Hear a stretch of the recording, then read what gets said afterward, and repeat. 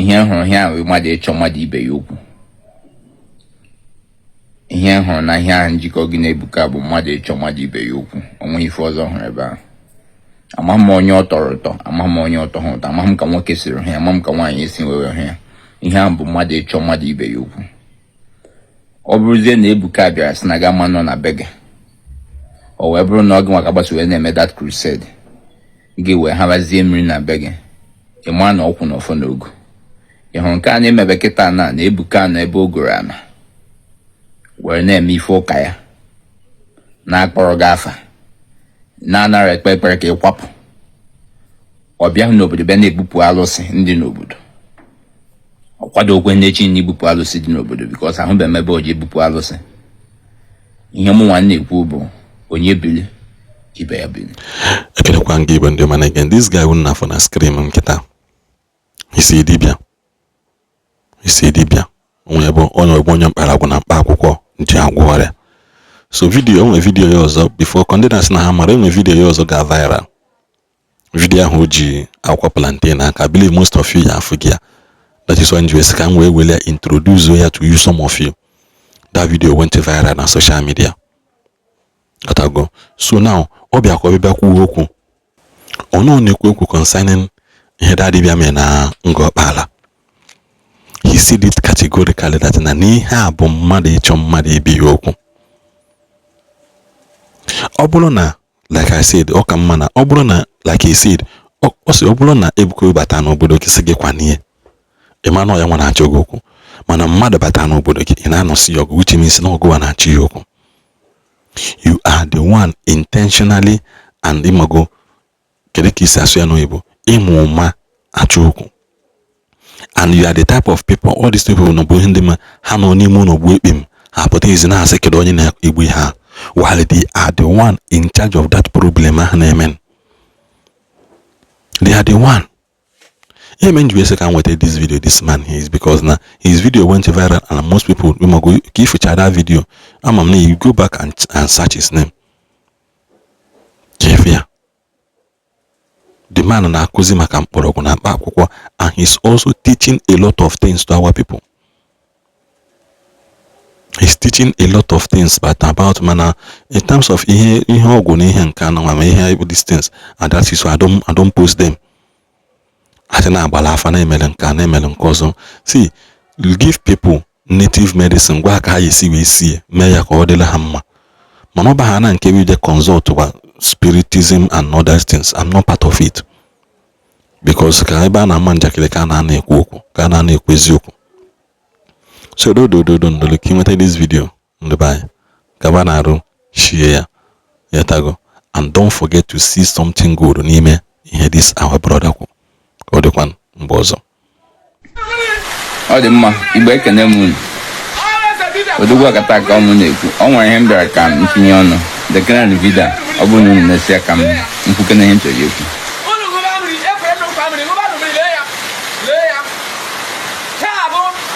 October 10, 2025. Gila na heko na haji weba after 5. Take around time. Where's that going to take around time? 2 minutes after 5. After 5, 19. Oh, 19 minutes after 5. One of them will be layer. Open Kankure, huh? Abu Kuene. You got time to be pen out of what I'm with you.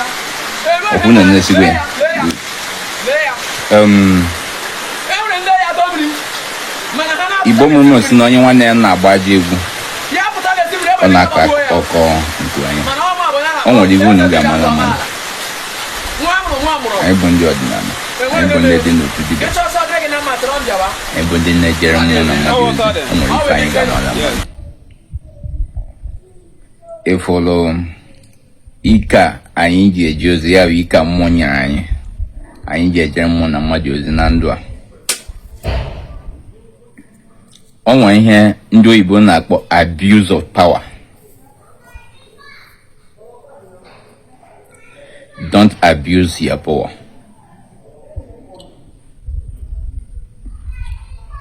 Ifolo mmụọ na mmadụ. Mmụọ na mmadụ dị ka agwọ n'ụzọ moto. Ifuru agwọ n'ụzọ moto, anaghị esi ogologo. Gebekwa ntị. Ifuru dibịa n'ofeke. Dibịa n'ofeke dị ka agwọ n'ụzọ moto. Agwọ n'ụzọ moto anaghị esi ogologo. Ọ na-ewute m ma ọ bụrụ na dibịa pụta ọ na-amasị ofeke aka. Mgbe ọ bụla dibịa na-amasị ofeke aka dị ka mgbe okenye na-eji amasị nwata aka. Mgbe ụzọ moto pụtara na-amasị agwọ aka ogologo.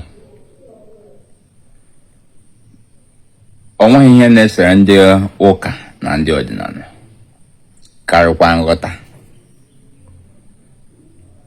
Ebuka na-ejere ndị ụka ozi na-eme ife ụka. Ọ bụ nwa Igbo ka ọ bụ, karịsịa onye Imo steeti.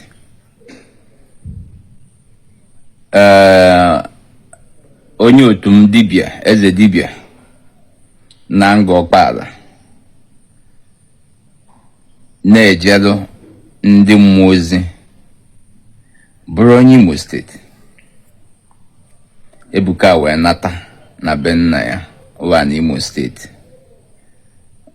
Wee sị na ya achọrọ n'ebe ahụ wee na-eme ife ụka. Otu ọtụtụ ndị nsi mba dị iche iche nọkwa n'Imo steeti a na-eme ife ụka, because na ọ bụrụ na ị bịa na ana ahụ bụ Ngor-Okpala, enwere ọtụtụ ndị nwere ụlọ ụka na Ngor-Okpala, ma Catholic Church ma Anglican, and so many of them dị na that Ngor-Okpala. Ebuka Obi wee bata, bukwa nke wee bata.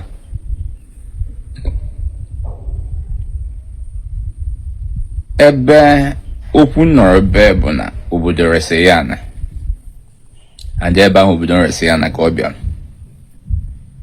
Ahụ m the reason mmadụ ga-eji ịraba ya mmiri. Ife niile a na-eme n'ụwa, ndị be anyị na-asị na ife chọrọ ịma mee ya, na ife kwesịrị ekwesị ka emee ya, ma ọ ya mere ji eme ife. Anaghị eme ife na a ga-emenwu n'ife. Ọ bụrụ na onye ọbụla nọ n'ụwa pụta bịa mee ife na ọ ga-emenwu n'ife, anyị ma mbikwa n'ụwa ebi, maka na ike dị na waja na waja. Mmere obu ji egbu agwọ, agwọ wee na-egbu gịnị mmadụ, mmadụ na-eme gịnị, mmadụ na-egbu obu. Ọ ka mma na nwa nkịta mụrụ na ama nwa ọkụkọ karịa na nwa ọkụkọ mụrụ na ama nwa nkịta. Maka na ga-asị na nwa nkịta, nwa ọkụkọ m ga-anwụ na ama nwa nkịta, ihe a ga-ekwu uwe na ọnwa nkịta tagburu nwa ọkụkọ. Ọ ka mma na ndị ụka na-eme ndị ọdịnala karịa na asị na ndị ọdịnala mere ndị ụka. Ụdịrị ife ame n'Imo steeti, ọ gaghị atọ m ụtọ na asị na ọ nwere ebe ọzọ mere. M wee kwe n'ọra wee na-asị ya bụ Eze Dibia ibe m ka ọra nnọọfụ o mere mbụ ya eme na Igbo. Asị na amụghị ama anaghị egbu dike. Mbụ bụ amụghị ama, Igbo bụrụzie kpachara anya. Ihe hụrụ ihe ahụ mmadụ ịchọ mmadụ ibe ya okwu. Ihe hụrụ na ihe ahụ njikọ gị na Ebuka bụ mmadụ ịchọ mmadụ ibe ya okwu. Onweghị ife ọzọ hụrụ ebe ahụ. Amaghị m onye ọ tọrọ ụtọ, amaghị m onye ọtọ hụ ụtọ, amaghị m ka nwoke siri hụ ya, amaghị m ka nwaanyị esi wee hụ ya. Ihe ahụ bụ mmadụ ịchọ mmadụ ibe ya okwu. Ọ bụrụzie na Ebuka bịara sị na ga ama nọ na be gị, o wee bụrụ na ọ gị nwa ka gbasa wee na-eme that crusade, gị wee habazie mmiri na be gị, ị maa na ọkwụ na ọfọ n'ogu. Ị hụrụ nke a na-emebe kịta na Ebuka na ebe o goro ana were na-eme ife ụka ya, na-akpọrọ gị afa, na-anara ekpe ekpere ka ị kwapụ. Ọ bịahụ n'obodo bịa na-ebupụ alụsị ndị n'obodo. Ọ kwado okwe ndị chi na ibupụ alụsị dị n'obodo, because ahụbeghị m ebe o ji ebupụ alụsị. Ihe mụ nwanne ekwu bụ onye bili ibe ya bili, egbe belụ ugo belụ. Ikpe anyị nwere ndị ụka, ọ bụ ha anyị ga-ekpe ya, ọ ndị mmụọ ga-ekpe ya, aja na Igbo ga-ekpe ya, and ha ekpe egwekwen ka ha si ekpe ya. Ama mụ na ọnkwara anyị nọ na akwụkwọ otu ansị ahụ, ama mụ na ọnkwara ntị nọ n'ọkwa otu ansị anọ.